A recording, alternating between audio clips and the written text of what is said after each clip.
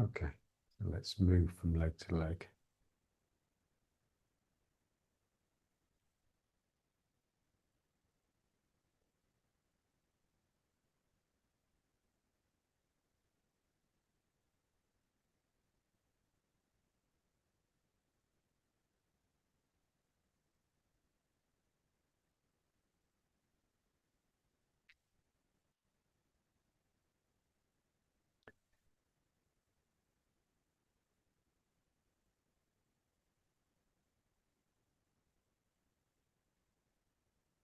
What I want to feel is the opening and the lengthening into the roundness.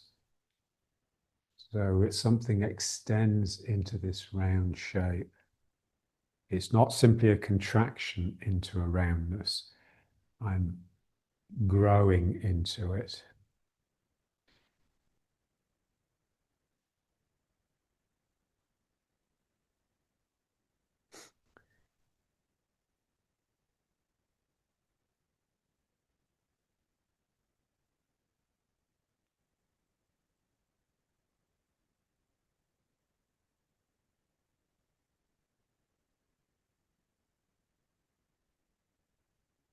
It's very much like energy manifests in each of the joints. So this one swells open, my knee swells open, my ankle swells open.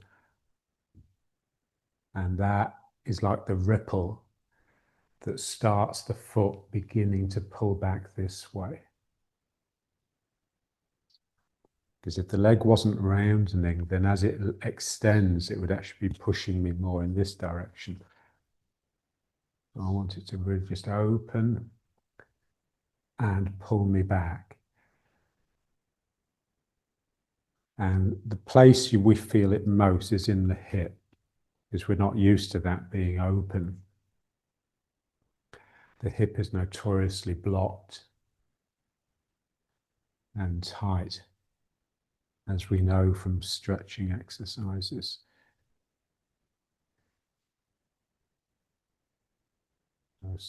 This just separates, my heel comes up. I have to make sure I can stay in this leg so that I can just open this joint here in the groin, and then that will start the ripple down the leg, which will claw back because my leg is becoming round.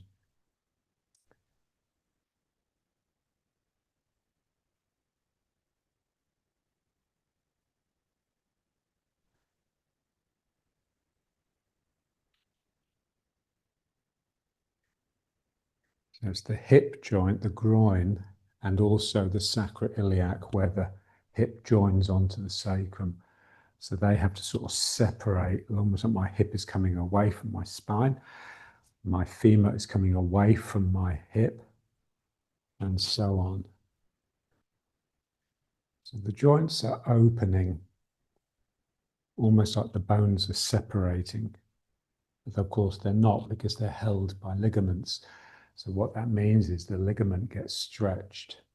And that is elastic, so that then starts pulling me back.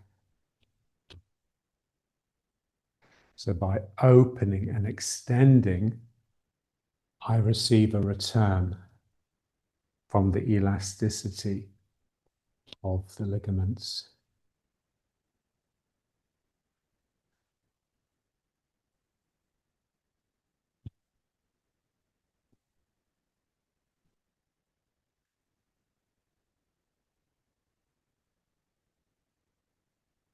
The word ligament is just from the Italian, isn't it? From the Latin, ligatura, so that something that's bound, a binding. And it's also the root of the word religion. You know, when you're religious, you're bound up in something. You know not what. Something mysterious, something that completely controls you.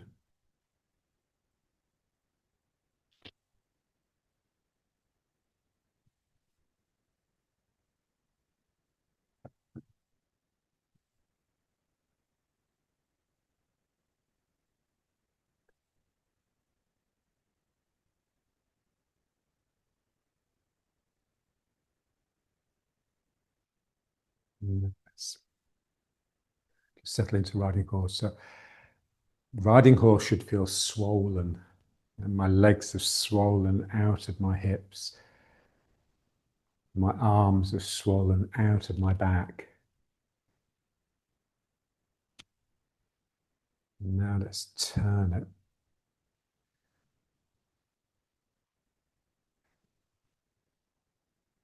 It's exactly the same thing, really. As I turn, my back leg, the one I'm leaving behind, is straightening, reaches a point where the straightening stretches the joints and they pull back and to curl me back up again.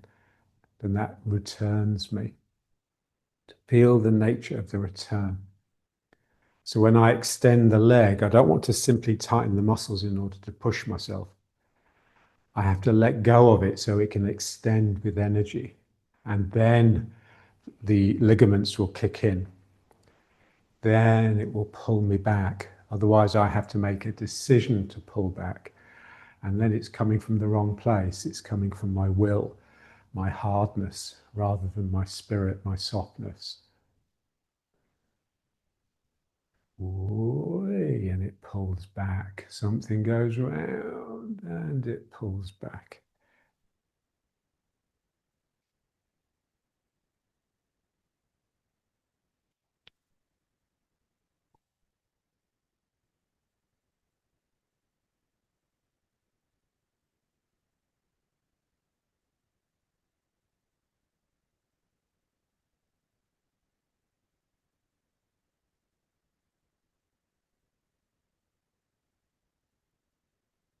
Feel the action in the toes. So as I turn here, the back leg, which is lengthening, my toes are trying to really reach around here. And they catch something and pull me back. So that to pull back, they grip the ground and curl up a little bit. My toes are straightening and then they're curling.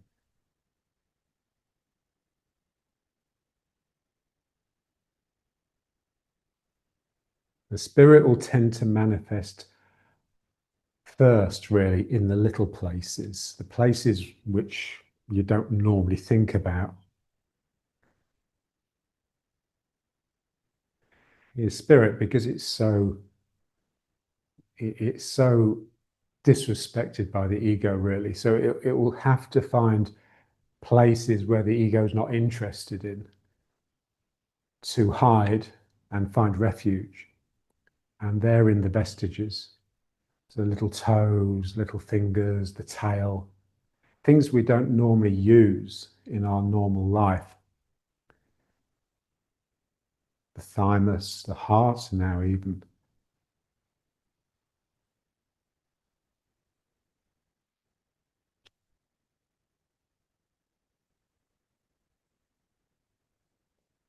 The gut, gut feelings, the wisdom of the gut. We don't use it because the mind has just taken over everything.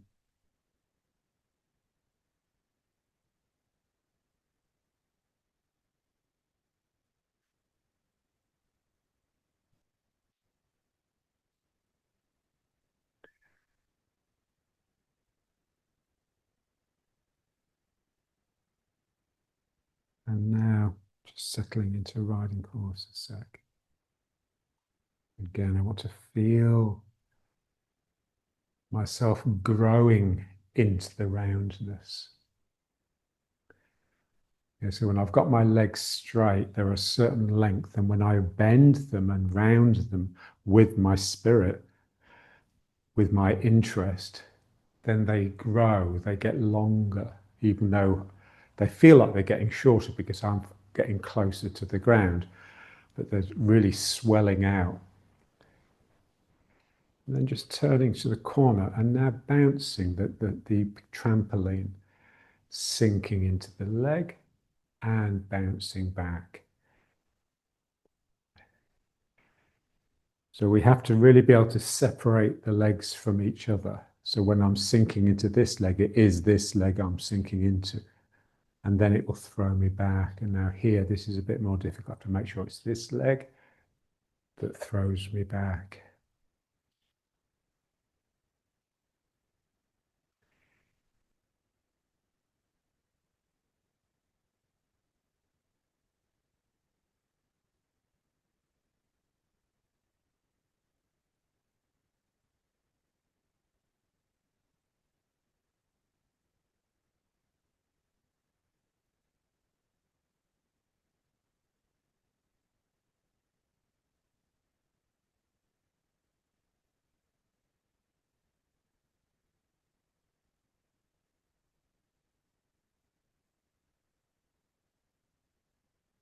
Sinking into the spring, and the spring bounds me back.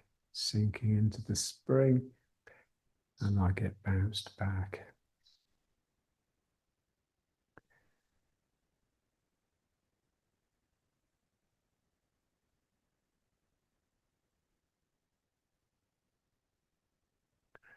When I sink down, I have to sink down with there being the possibility of being thrown back.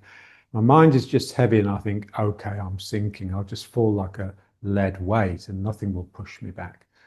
So I'm always light. I'm sinking down, but as soon as I feel that thrust upwards, I'm willing to go with it.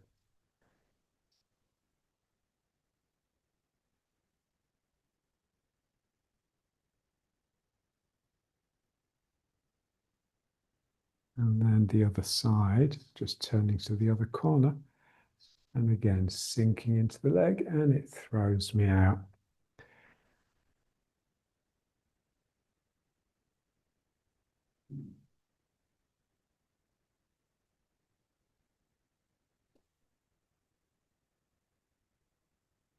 Yeah, so I'm sinking all the time, but I'm not heavy.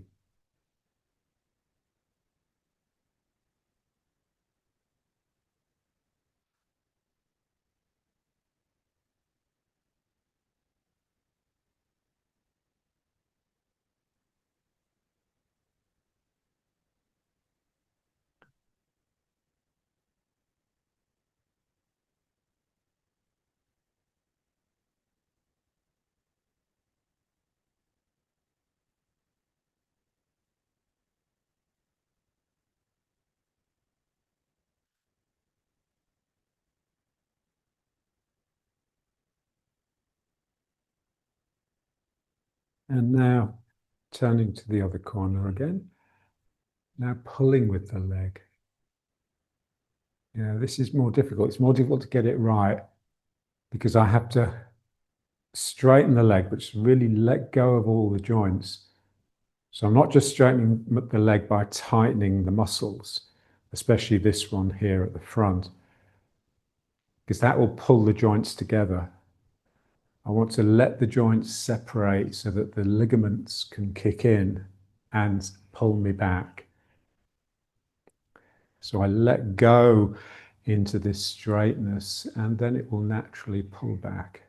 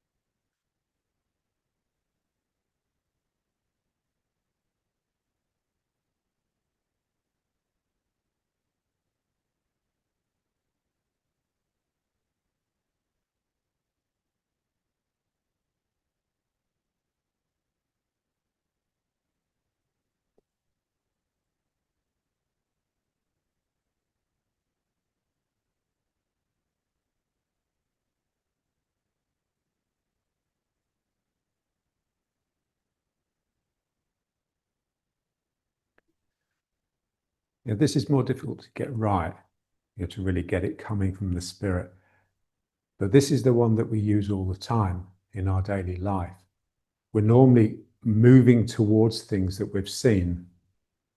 So I see something and I move towards it. And that's exactly what this is. We're very rarely inside, just bouncing out of ourselves indiscriminately. So I see something, I feel something, in the foot, and I just draw myself towards it.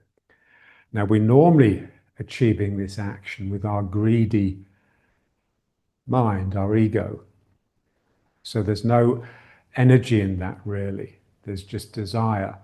So what I want to do is just let the leg go.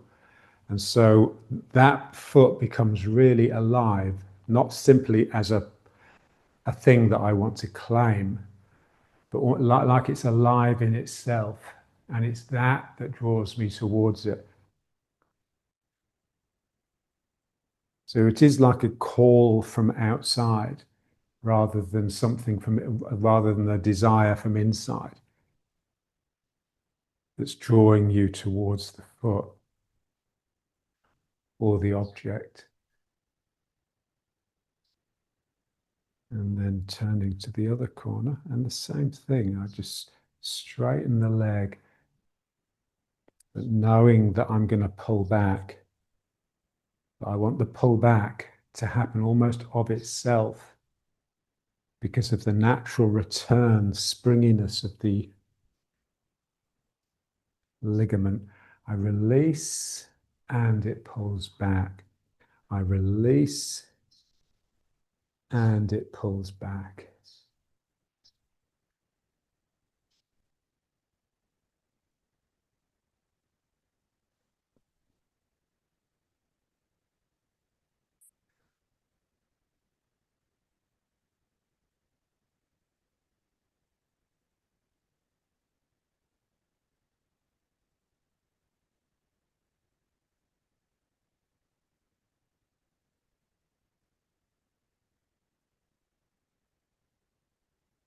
So it's just what makes this work so difficult is that it has to come from the right place. You see, I could do this exercise, with my determination, with my will, with my ego, with my force, but it would just be completely wrong, and I'd be developing the wrong thing.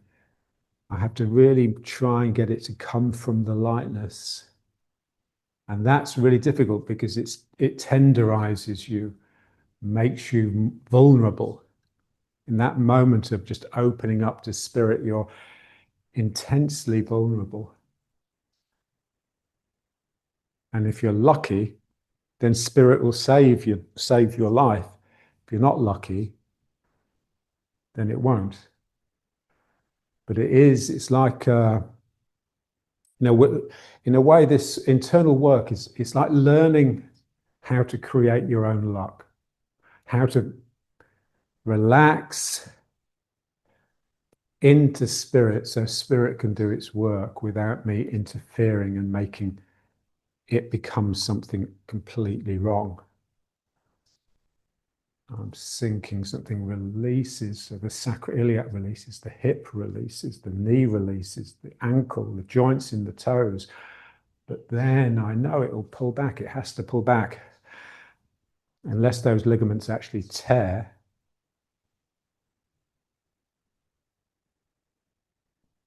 And it's this sort of exercising that strengthens the ligaments so that they won't tear when I let go.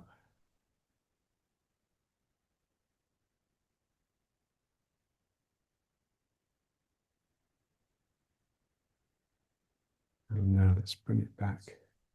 Again, I want this feeling of it rounding into, lengthening into roundness, not contracting. When the joint bends, it actually opens as well, so it gets bigger.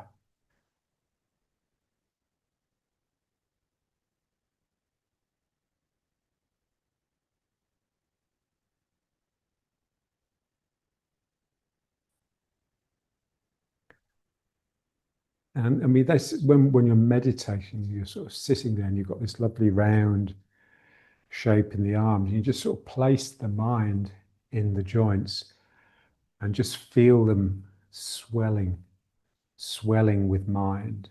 And it's the same here, here, here, here, here. They're all swelling with a little bit of mind. So presence of mind.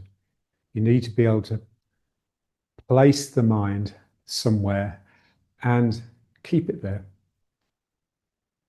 without it getting distracted with its own thoughts. That's the work. Of course, it's immensely difficult. Most people can't even contemplate that it's possible.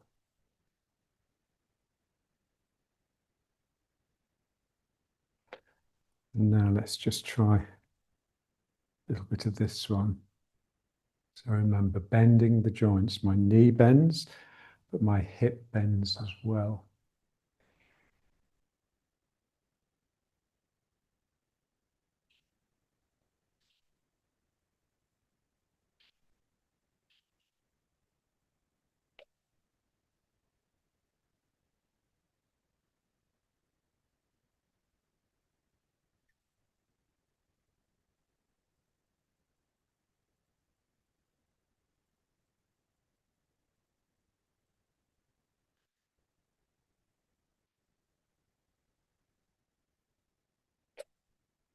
And if you can, just find a little bit of action in the sacroiliacs, almost like they begin to loosen a tiny bit. I mean, they're almost fused, those joints, but there is a little bit of movement.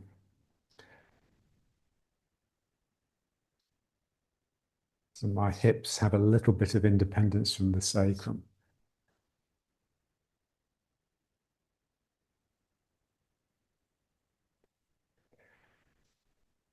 And then just bringing up the foot.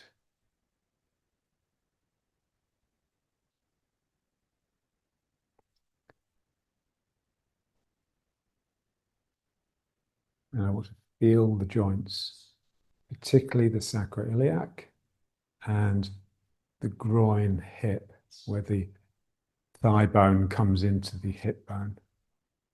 And those are the two major joints that I want to feel like they're swelling open a little bit.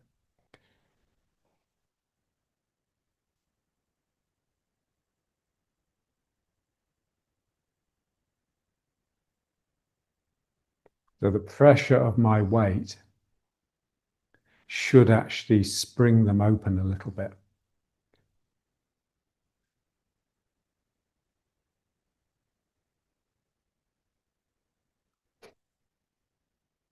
And when they open, they become a little bit alive. You can feel that, especially in the knees.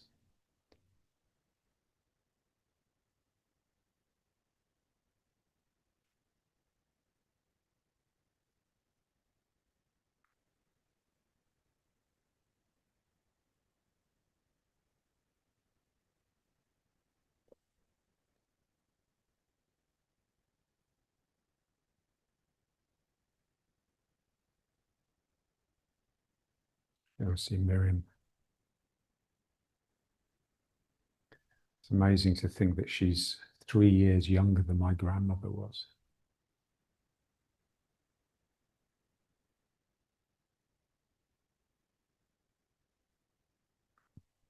She'll be 102 in a couple of weeks.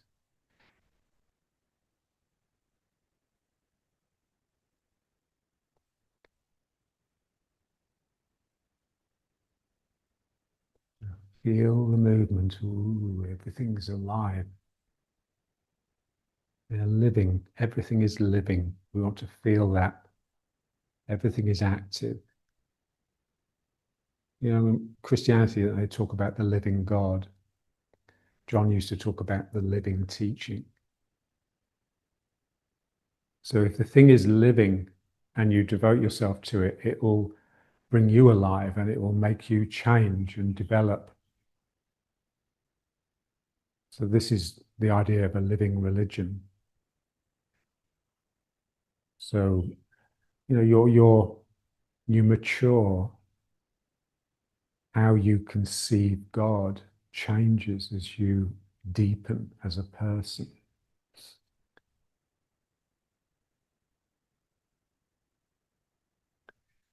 Especially the case in Buddhism. You know? They say that, you know, the greatest masters have least to say. You know, you ask them some advice, all they can say is, I don't know.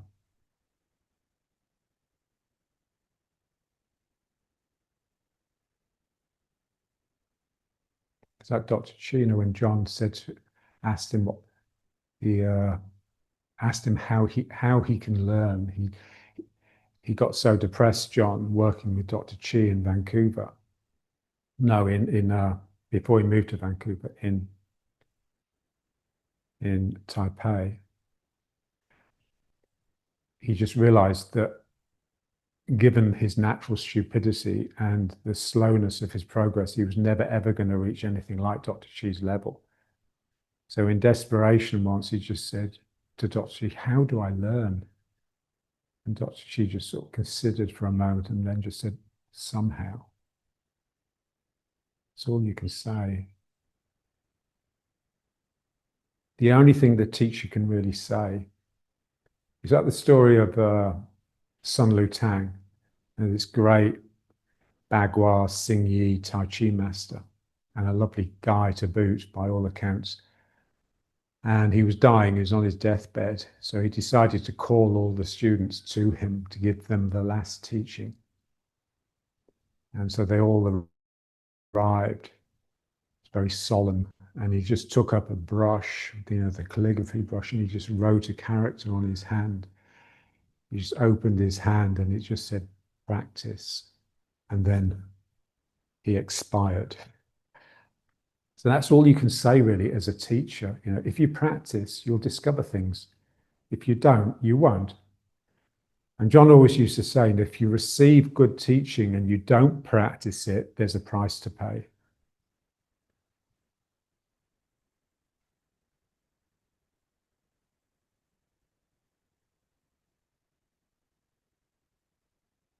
There's a price to pay if you do practice as well, as he found out.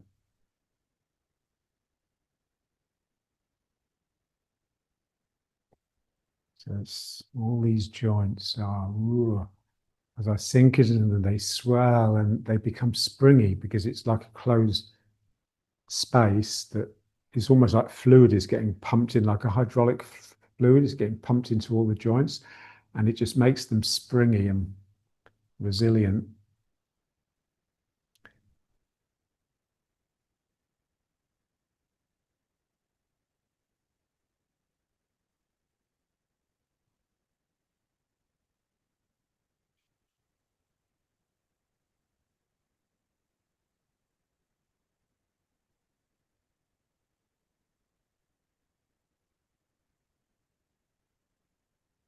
Okay, one more.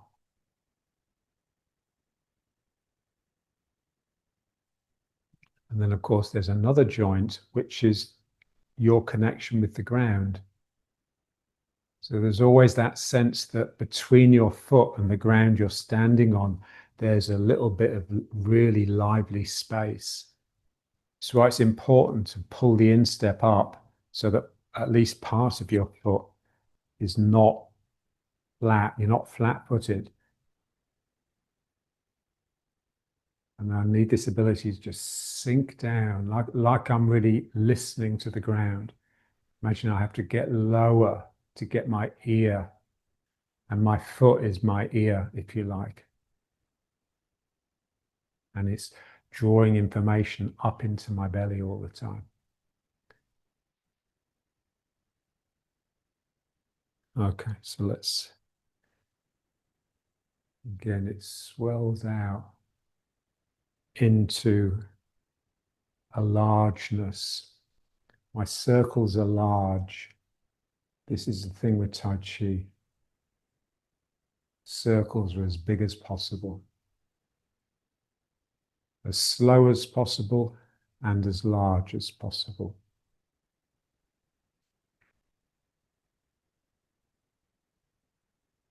And then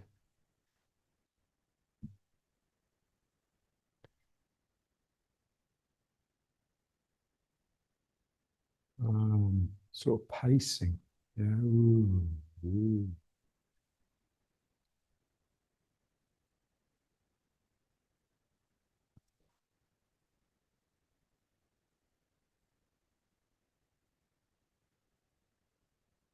When the cat does this, when it's happy and it's purring, and you're getting claws stuck into your leg, but you don't stop it because it's so happy. They call that kneading the dough or making puddings. Yeah. So it's a lovely image. Because dough, when you knead the dough, when you're making bread, the dough, through the kneading, through the work, it becomes very springy. And it's got that quality. I'm sort of kneading into something, but it springs me back. I'm pushing in and it springs me back. That's what I'm trying to cultivate. It's that natural living springiness in the body. So I need a mind. Same way, when you push into the bread, you don't just bang it. You push in knowing that it's going to spring you out again. And you just become like the dough.